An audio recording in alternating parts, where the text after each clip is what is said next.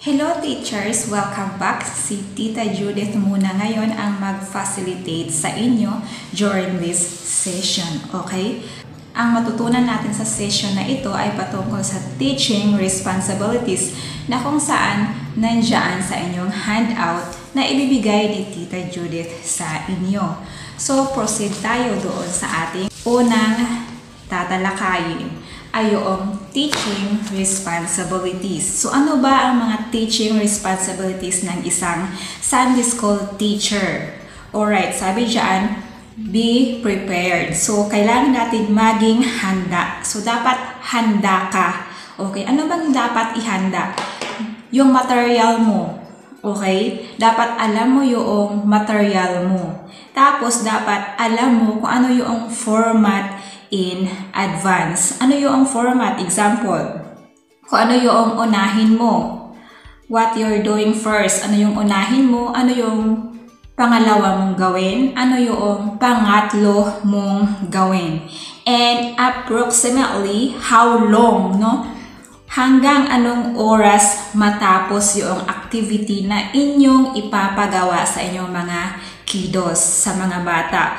Okay? Tapos yung mga supplies ninyo and copies, dapat nakahanda na rin. Kasi alam ng bata na prepared ka at kapag hindi ka prepared. So, alam nila yan. Makikita nila yan sa action mo, sa kilos mo, kung prepared ba talaga si teacher ko or hindi. Okay? So, dapat maging prepared tayo kapag tayo ay magtuturo ng bata sa Sunday school.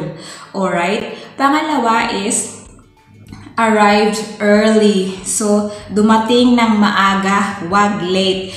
Anong klaseng teacher ka kapag hindi ka dumating ng maaga tapos ang estudyante mo ay nandiyan, naghihintay sa'yo? Diba? Hindi makapasok sa classroom mo kasi sarado yung classroom mo. You have to arrive early, okay? Be in your class at least 20 minutes. Hindi yung late ka or during the service ka pa dumating. Diba? Para mahanda mo na din yung classroom mo. Okay? At mailagay mo na yung dapat mong ilagay sa iyong pagtuturo. Okay? Pangatlo is leave your classroom clean. Kapag tapos ka na din magturo, dapat ayusin mo din yung room na pinagagamitan ninyo kung saan kayo nagtuturo. Alright? So, kung may mga upuan man na hindi naayos, ibalik yun sa lugar kung saan pinupwesto ang mga upuan. Ating mga sirang papel dyan or mga candies, balot ng candies, no, mga biscuits, tanggalin din natin, damputin din natin, walisin natin at ilagay natin siya sa trash bin. Okay? Na mga eraser dyan or whiteboard na hindi pwedeng nandyan lang kasi dahil ginamit ninyo, dapat alisin din natin at ibalik din natin sa lagayan. Kung pagpasok natin ay malinis ang ating classroom, ganon din dapat tayo sa ating pagkatapos ng pagtuturo. Dapat malinis. Kung saan natin kinuha yung table, dapat ibalik din natin sa tamang lagayan. Kung saan natin kinuha yung mga upuan, dapat ibalik din natin doon. Okay? Para sa sunod nating pagtuturo sa mga bata ay naka-ready na din. Alright, so pwede kayong humingi ng tulong sa inyong mga bata na nandyan habang kayo ay nagliligpit. Kasi gusto din nilang tumulong sa kanilang teachers. And besides, ito yung pagtuturo mo ng accountability sa bata. Hindi lang dahil puro knowledge about God, you are teaching them also accountability. Okay? Kasi gusto nilang tumulong sa kanilang teachers. Kasi ang taas ng standard nila. Okay, so teacher, pang-apat, sabi dyan, find a substitute. So, hanap ka ng kapalit mo sa pagtuturo if hindi ka available sa Sunday ito, okay? Huwag kang maghanap ng teacher na bukas ka na magtuturo tapos ngayon ka pa maghanap. No, hindi ganon. Dapat ahead of time, kung hindi ka man pwede, dapat makapaghanap ka na. So, anong dapat gawin? Okay, sabi dito, contact the Children's Ministry Coordinator. Kung sino man yung Children's Ministry Coordinator ninyo, kukontakin nyo yon. Or Sunday School Director, no? Kukontakin nyo si Tita Judith kung hindi kayo available. As soon as possible ito. So, hindi pwedeng, ay, saka na lang, maya na lang, okay? Kasi may gawin pa ako, may module pa ako. Hindi pwede. If nag-commit ka, go for it. No? Gawin mo, magbigay ka ng oras para doon. So, this is as soon as possible. If you are unable to teach due to sickness, no? Kung hindi ka makapagturo dahil may sakit ka, may lagnat ka, may dysmenorrhea ka, okay? Or may personal commitment like inimbitahan ka ng birthday or sa kasal ng kaibigan mo, ng kamag-anak mo, or family reunion ninyo, so kailangan mo din i-specify iyon. Tapos, ang Children's Ministry Coordinator ninyo or ang Sunday School Director ninyo ang siyang magbibigay sa inyo ng list of current subteachers. Siya lang yung magbibigay ng listahan kung sino yung pwedeng mag-subteachers sa inyo, yung current subteachers lang to take your class para sumalo sa klase mo. But it is your responsibility, no? Responsibility mong tawagan sila, kausapin sila ng maayos, alright?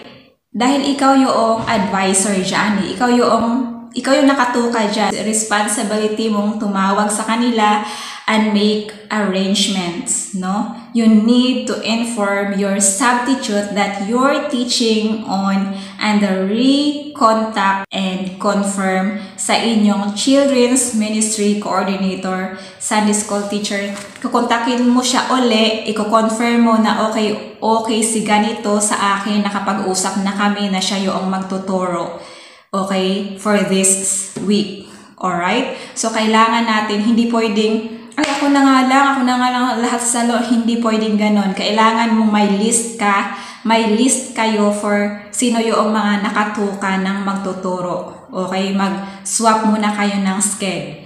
Okay, mga ganun, kapag hindi kayo pwede. Pero this is ahead of time, okay? Tapos, pang-5 is know your age group. Dapat alam mo ang age group ng tinuturuan mo. Otherwise, magkakagulo kayo kapag ganon. So, dapat alam mo yung characteristic ng 4 years old, 5, 6, 7, 8, 9. So, dapat alam mo yung toddlers, primary, secondary, and preteens. Kasi iba-iba yung mga katangian nila. It can be may mahina kang estudyante, may bully kang estudyante, or may active kang estudyante. Okay? Dapat alam mo din. Kasi this is so important. Sabi niya, study your kids. So, sinabi ko kanina na dapat alam mo din. Alright? Learn and know what their characteristics are. Each age group is a world in unto itself. So, meron silang mga kanya-kanyang mundo sa bawat edad nila. At dito mo malaman on how you teach a first grader will be very different than a 6th grader. So, magkaiba talaga yon kasi magkaiba yung age group nila, no? They have entirely different comprehensive capabilities as well as emotional and spiritual maturities, which will determine the best teaching approach. Okay, hindi lahat ng bata pare-pareho ang katangian.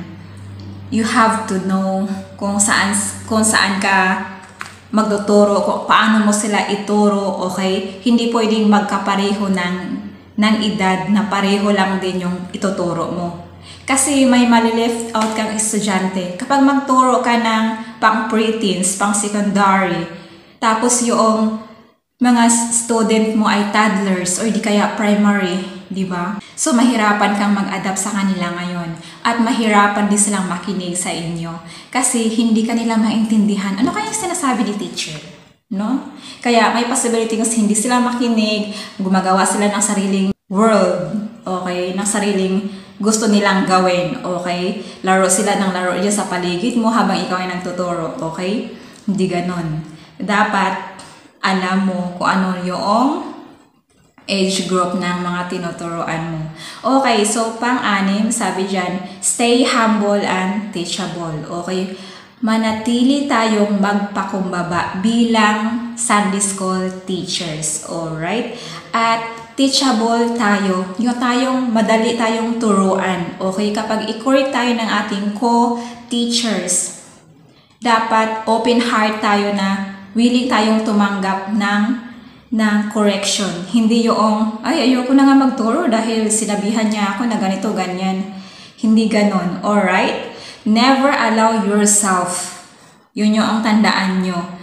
Huwag kayong mag-rely lang doon sa mga false sense of self-confidence. Okay? Dahil porket sabihin nyo na, kaya ko to, magagawa ko to kasi may gift of public speaking ako eh. Kaya ko to, makuha ko agad yung mga attention nila. No! This is mga bata, okay? So, it is not you teaching, hindi ikaw yung nagtuturo, kundi ang Holy Spirit ang nagtuturo.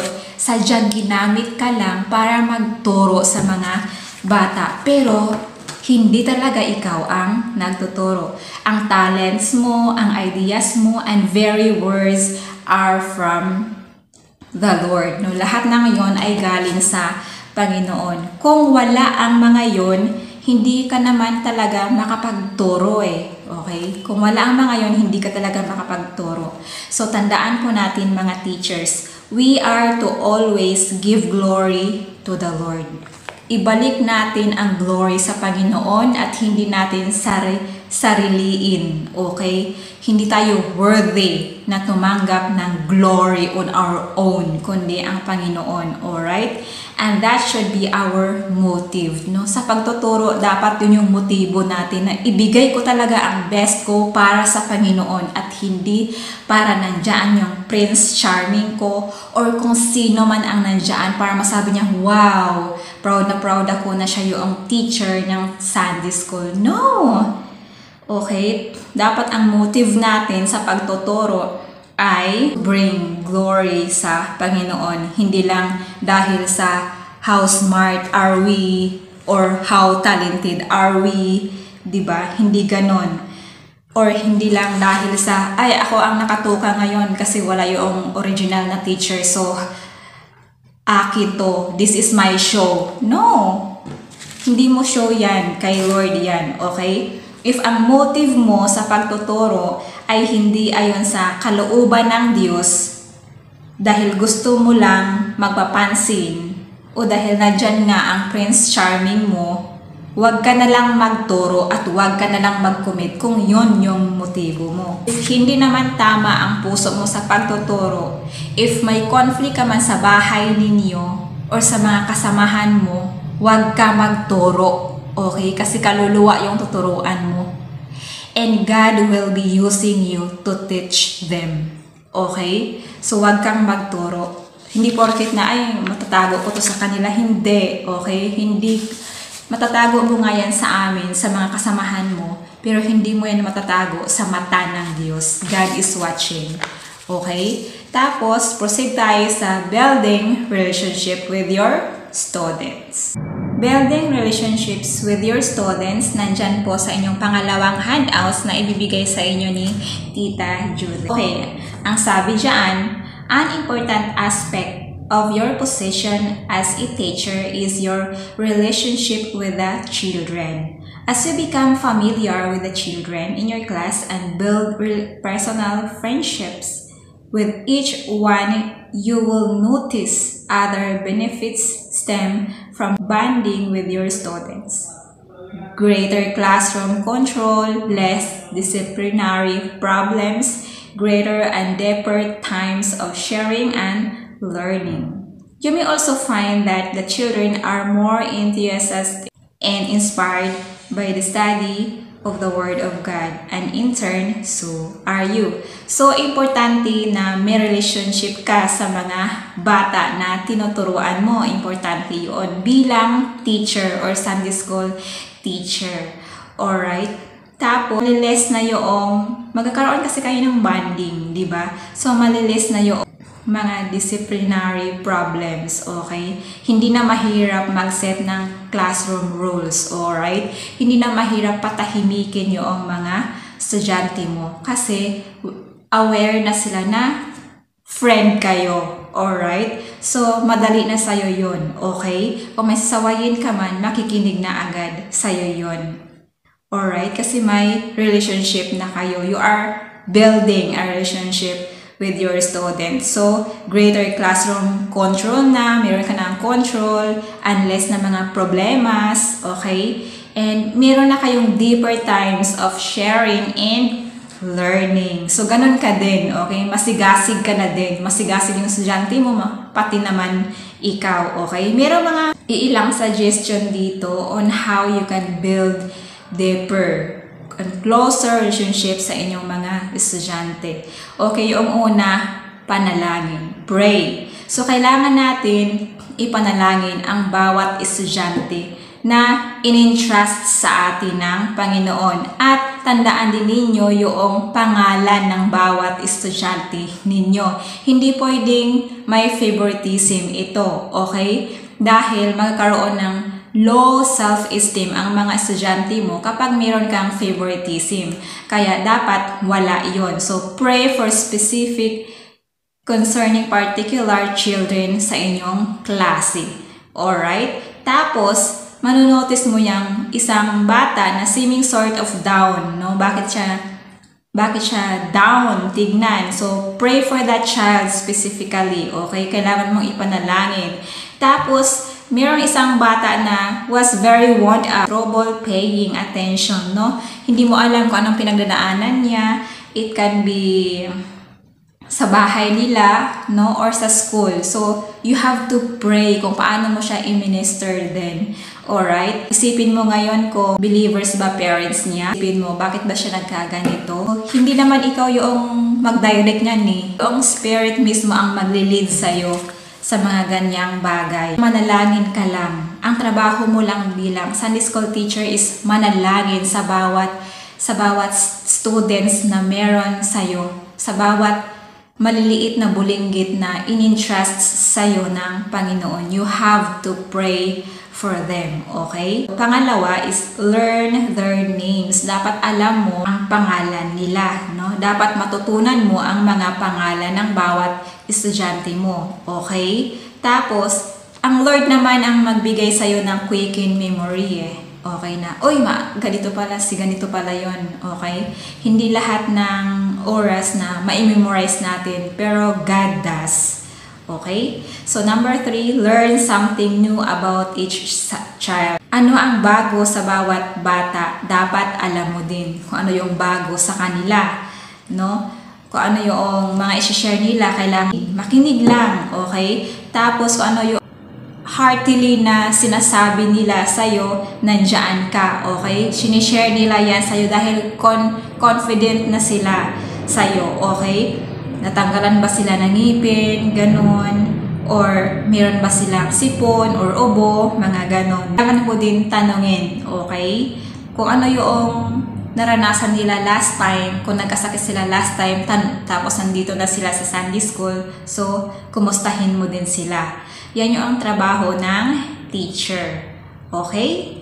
Para ma-confirm nila na, oh, mahal talaga ako ni teacher, nakikare talaga sa akin si teacher. Okay? Number 4, share something about yourself with them. Okay? Huwag kang mysterious. Okay, i-share mo, huwag kang magtago, huwag kang maglihim sa mga bata dahil masisense ng mga bata na hala, may naglagay ng wall si teacher, so parang dito lang kami ang taas niya, so parang ang tingin niya sa amin ang liliit lang, no? Kaya lang niya kami tapakan, no? Hindi ganon. Kailangan mo din mag-share patungkol sa sarili mo. Okay, this is about you. Alright? Gusto din nilang malaman ang life mo. Okay? Kaya dapat i-share mo din kung ano nangyari sa buhay mo. Nakatanggap ka ba ng bagong trabaho? Okay? May sakit ka ba? Feeling sick ka ba noong nakaraan? Okay? Kung pupunta ka ba ng dagat sa susunod na araw o aatin ka ba ng birthday, mga ganun, okay? Just share your life with them, okay? Kaya wag kang mysterious masyado, okay? Hindi yun makakatulong. Alright, so number 5 is love them. Mahalin mo ang mga bata, wag favoritism, okay? Wag nga mag-favorite dahil favorite ko si ganito, favorite ko na ngayon. No, show them affection. Okay, mahalin mo sila. Yung younger ones na yan, they get down on the floor during free time and you have to play with them too. Diba? Tapos, minsan mag-o-offer sila ng hug sa'yo or crawl in your lap during worship. Hayaan mo sila, alright?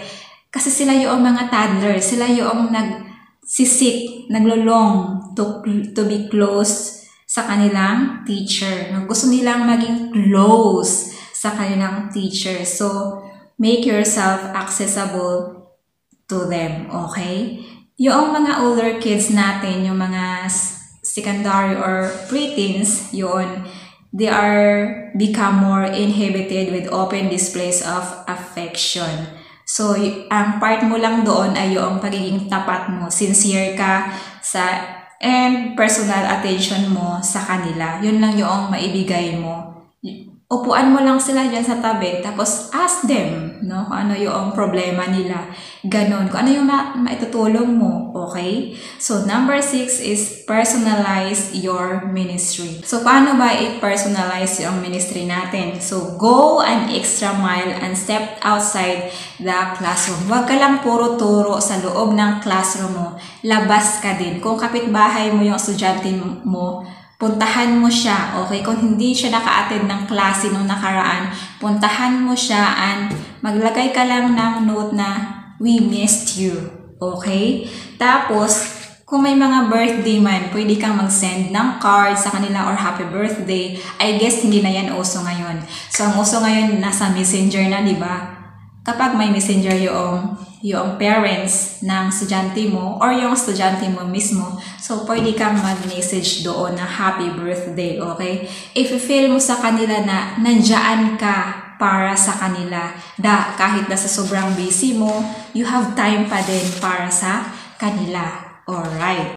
Okay, so teacher, Tita Judith will be handling you sa last na workshop na ito sa araw na to, okay? Ang title dyan, ito yung 4-step strategy for teaching students. So, gagamit tayo ng HBLT approach, okay? So, ano ba yung mga HBLT approach dyan? So, yung una is who, book, look, and to. Okay, so sabi dyan, this teaching approach is designed to give you a basic outline for teaching a Bible lesson. Each section is a vital part of teaching biblical truth and will help you engage your audience more. Ito yung teaching approach, alright? So, gagamitin natin to habang magtuturo tayo ng mga kids, alright? Gagamitin natin tong 4 na to, okay, na strategy. Una is hook. Ano ba yung hook? Or kawit, or fish hook, no? Kapag manghuhuli ka ng isda sa dagat, meron kang sa salita kasi namin pingwit, di ba? Meron kang maglagay ng hook dyan. At yung hook na yun, nalagyan mo siya ng karne. Tapos ilagay mo yan sa ilog or sa dagat. Tapos hayaan mo lang siya na may papansin sa kanya na isda. At maramdaman mo na may kakagat na isda doon kasi medyo may humihila. So, pwede mo na siyang kunin. So, yun yung una nating gamitin. Hook. Ang hook, dinesign siya to draw in your audience. Okay? So, sabi dyan, captures audience attention. Kaya nga, hook ang gagamitin natin para makuha natin yung attention ng mga kids natin. Tapos, lead into asking question. No? Magtatanong ka na, okay, kung ano yung related na question doon sa inihanda mo na lesson. Tapos, curiosity, okay, sets a goal, leads into Bible lesson, alright? So, ito ay matatapos lamang ng 2 o 5 minuto. So, ano ba yung mga example na gagawin natin? Diyan is what makes people happy. Ano ba yung makakapasaya ng tao, okay? What makes a good friend, okay? How do you get rich? Or short video, photograph, objects related to sa lesson na hininda mo. Huwag kang gumawa ng hook or maghanda ng hook kung hindi naman related doon sa hinanda mo na lesson, okay? Ma-out of place po tayo dyan, okay? error po tayo dyan kapag nagawa tayo ng introduction or hook tapos hindi naman related doon sa ating storya. Okay, pangalawa is book. Ang book is designed to communicate biblical truths sa passage na kung saan natin pinili upang ituro sa mga students, sa mga bata. So, ang kukunin natin sa libro ay main part of the lesson. Dapat alam natin yung main part ng lesson kasi kapag alam na natin yan, mabilis na natin maituro. Tapos, involves the audience engaging in the study of the passage. I-involve mo din sila, alright? Tapos, clarifies the meaning of the passage. I-clarifies mo kung ano yung ibig sabihin ng passage na yon. Tapos, communicates the general and transferable principles from the passage. No, i-communicate mo yon in general. Wag mong sariliin or wag lang dito sa classroom na to, okay? And to aid the learner in understanding the truths discovered, no? Ikaw yung nagtuturo sa kanila para yung learner mo ay makaunawa talaga kung ano yung katotohanan na nakita nila, na discover nila, okay? So, make observation. Ito yung observation ninyo sa passage na inyong binasa, na inyong kinuha, na inyong ginawang story, okay? You have to know your main part, okay, of the lesson. Tapos, pangatlo ay yung look. So, gamitin natin yung mata. Tignan natin, suriin natin, no? Ang look, dinesign talaga siya to relate the meaning of the passage to life, no? Kaya suriin natin kung anong meron sa passage na yon. Tignan natin, tapos i-relate natin yung katotohanan na yon sa pamumuhay, sa buhay, no? Provides opportunity to explore general implications of passage to life. I-relate natin sa buhay. Motivates the students to action. So, i-motivate din natin yung mga estudyante natin kasi hindi lahat gusto ng discussion. Okay? Tapos, panghuli, talk. Ang talk na to, kunin mo o yung ano yung take away. Ano yung life application, okay, sa buong passage na tinuro mo sa inyong estudyante. Ang talk ay dinesign siya as the application section of your lesson. Okay, ano yung the conclusion and a takeaway of the whole lesson, yung whole lesson mo na hinanda mo. Ano yung takeaway na makukuha ng mga bata doon? Provides opportunity to identify out of class application of truth to life. Leads the audience to specific actions or life change. Allows meaningful completion of the lesson. What is it that we want our students to remember most of our lesson? So, ano yung gusto natin na ma-remember, na hindi makalimutan ng mga estudyante natin sa sunod na araw kapag mag-meet tayo? Okay? Yun yung ibigay mo. Ano yung take away? Kunin mo yun. Tapos, yun yung isi-share nila sa kanilang mga kasama sa bahay or sa kanilang mga siblings, no? Yung application, this is very important as well, okay? So, we will be using sa ating paghahanda ng lesson by next week, we will be using hook, book, look, and talk, okay? So, ang apat na yon ay yung magli-lead sa atin, mag-guide sa atin on how to prepare a biblical lesson, okay? So, I hope teachers na may naintindihan kayo kasi nagmamadali din ako ngayon dahil ang dami ko pang gagawin. Okay? So, thank you din Tita Judith for facilitating the teachers. And salamat po sa inyong mga commitments. I hope na this is not just the beginning, no? Dapat tuloy-tuloy na ito. Okay? So, gusto ko matapos kasi itong workshop na to para makita ko kung okay ba or may nakuha ba kayo sa tinuro namin. Okay? So, salamat sa inyong oras and thank you and see you sa March 19. God willing. Okay, bye!